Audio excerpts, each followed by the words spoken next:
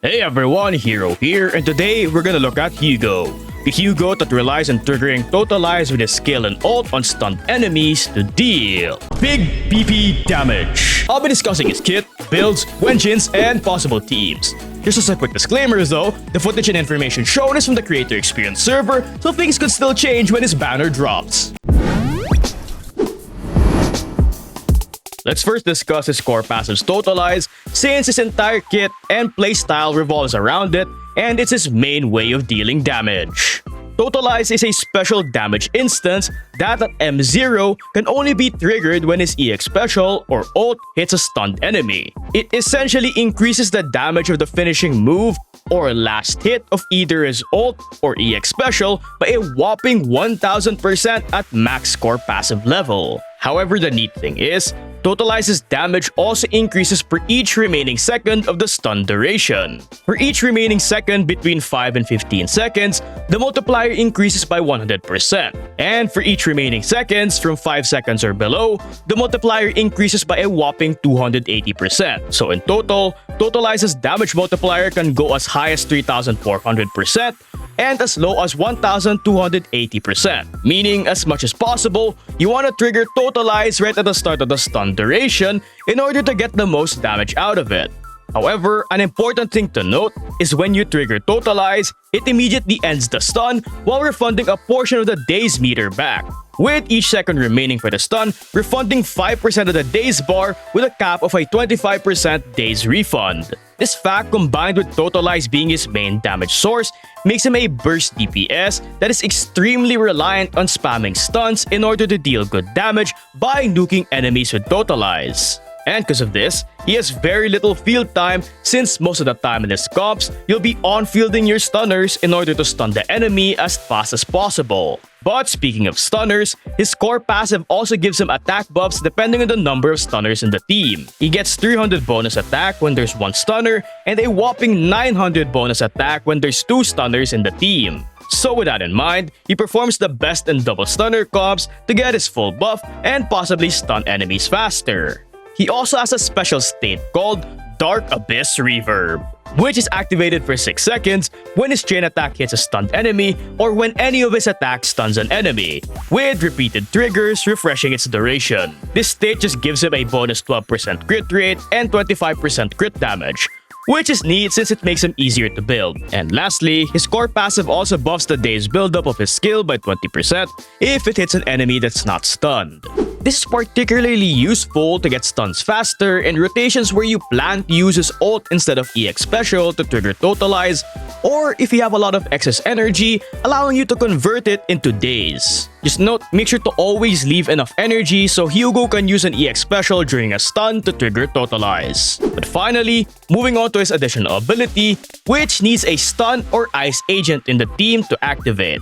And it's just a bunch of passive buffs to enable his damage, which is pretty neat. First of all, it buffs his chain attack's damage depending on the enemy it hits. His chain attack will deal 15% more damage against bosses and 50% more to regular enemies. But moving on, it also buffs the total damage dealt on the skill that triggered Totalize by 40%. Just note, this also ends up buffing Totalize damage because Totalize is just a buff to the final hit of his EX special or ult. And lastly, his EX special will regen 20 energy after it triggers Totalize on normal enemies. But for ability priority, level up his core skill first, then his skill or ult, then you can just ignore his basics, dodge, and quick assist. This is because most of the time, you'd only be switching into him during stuns to use his EX specials or ult, then immediately going back to your stunner. But with his kit out of the way, let's talk about his Mindscapes. For his M1, while under the Dark Abyss Reverb state, it gives a bonus 12% crit rate and 30% crit damage to the skill that is currently triggering Totalize. Nothing too unique here, it's just a nice buff to both his ult, skill, and Totalize's damage, while also making it easier to build his crit ratios. As for his M2, any Totalize triggered by his ult will now not end stuns, and additionally, Totalize will now ignore 15% of the enemy's defense.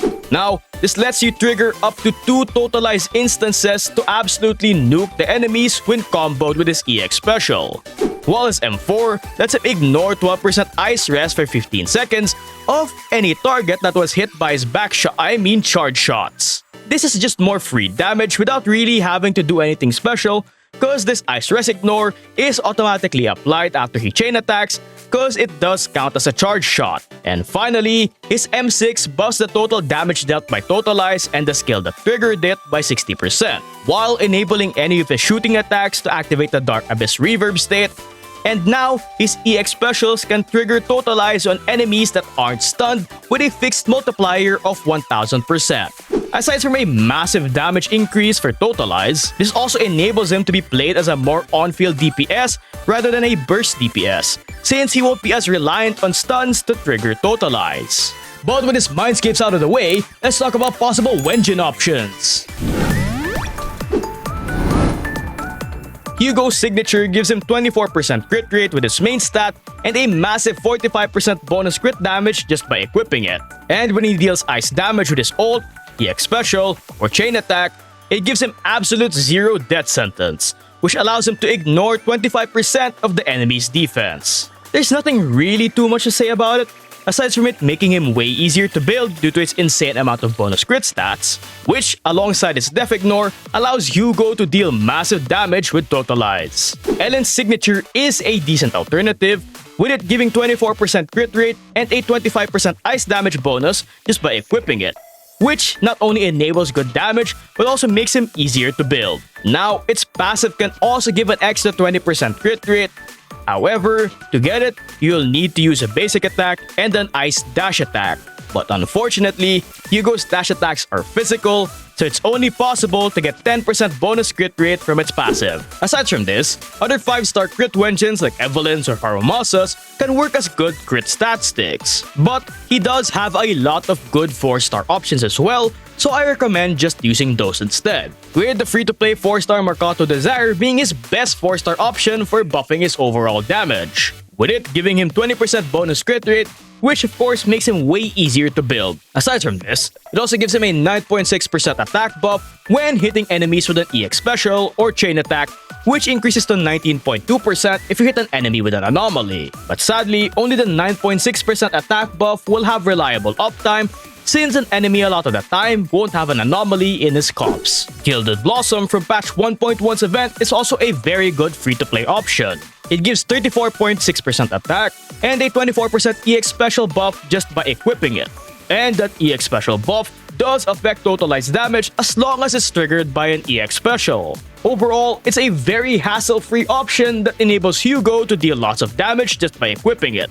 But sadly, it does not buff Totalize's damage from his ult. Street Superstar is another great free-to-play option. It gives 25% attack just by equipping it, and buffs his ult's damage by 24% for each chain attack used by the party, stacking up to a 72% damage buff. And that buff does affect Totalize damage as long as it's triggered by his ult. Similar to Gilded Blossom, it's a very hassle-free option, but sadly, it does not buff Totalize damage from his EX special. So in my opinion, Gilded Blossom is a bit better since you use his EX specials a bit more often than his ult. The BP's Cannon Rotor is also another decent option, giving him 20% crit rate, which of course makes him easier to build. Aside from this, it also gives a bonus attack buff, and its damage proc allows you to squeeze in a bit more damage in his rotation.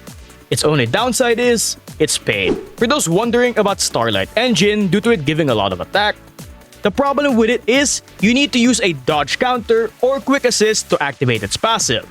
But you don't typically use those in his rotations. So you'll need to use him with Aster Yao for on-demand quick assist, or switch into him before stuns to use a dodge counter in order to reliably activate its passive. So, because of how much hassle it is, I don't really recommend it over his other options. But with his stat breakdown out of the way, let's talk about possible teammates.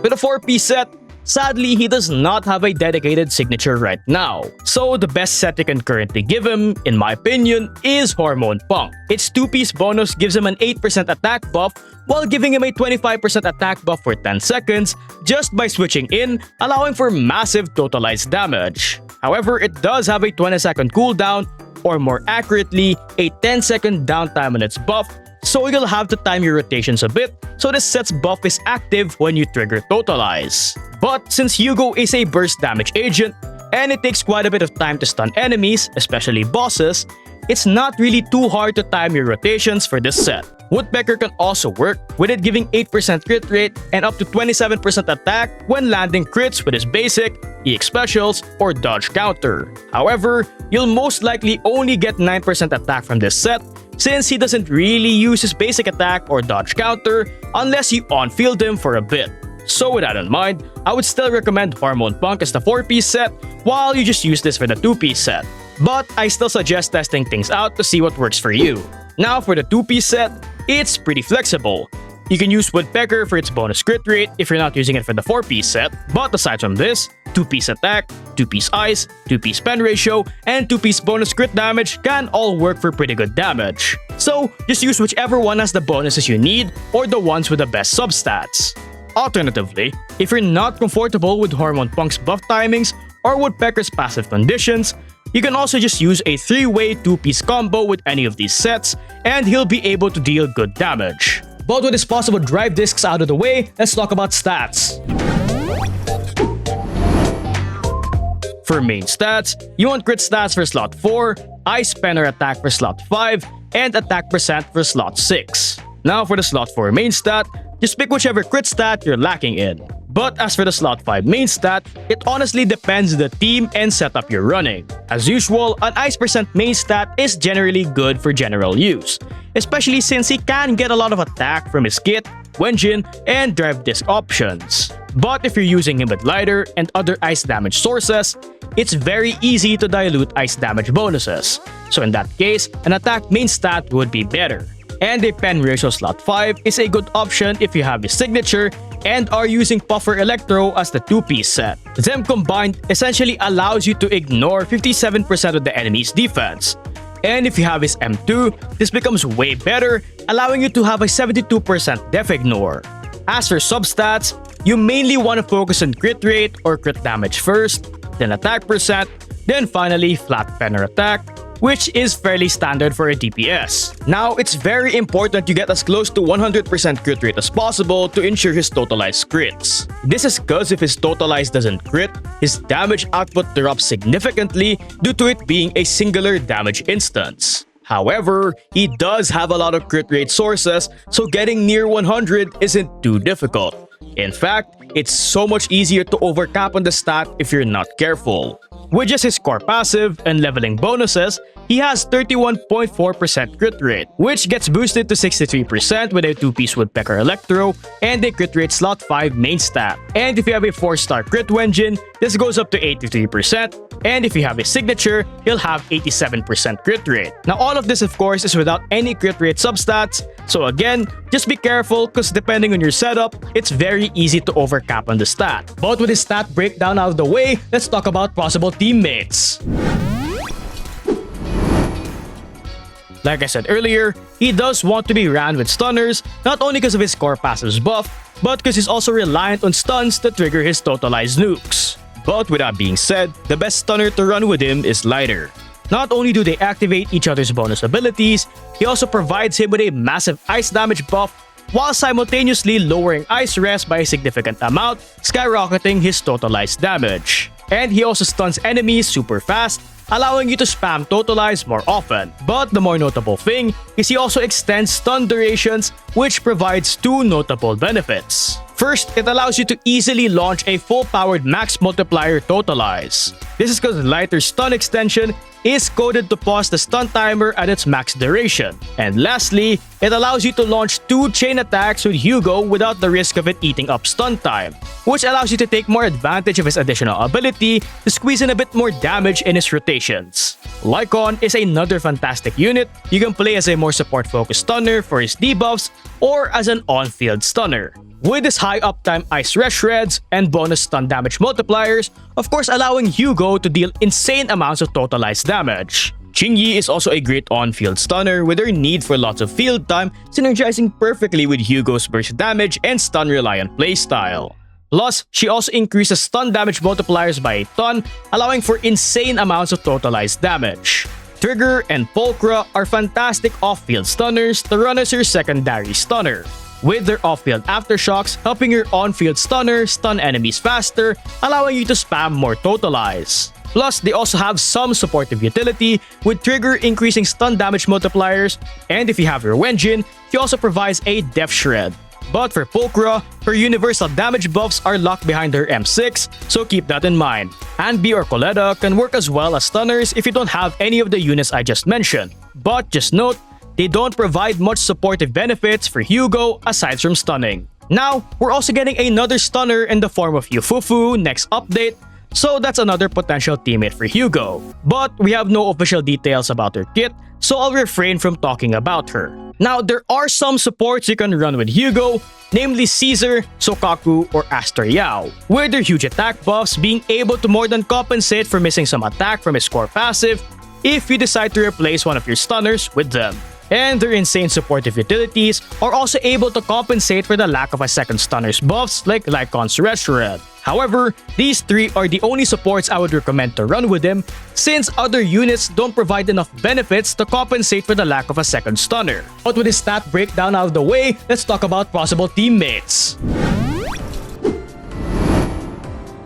Now, before we cook up some teams, just note, you need at least one of the characters shown in screen to activate this additional ability. And as usual, just pick a Bang Boo that would suit the party. But, like I kept yapping about earlier, Hugo's best teams are double stunner teams, with it being heavily recommended to run one on-field stunner and one support-focused stunner. But in my opinion, the best variation of this comp is Hugo with Lycon and Lighter as your stunners. Alternatively, you can also run Trigger instead of Lycon or Lighter if you want to stun the enemies faster and trigger more Totalize.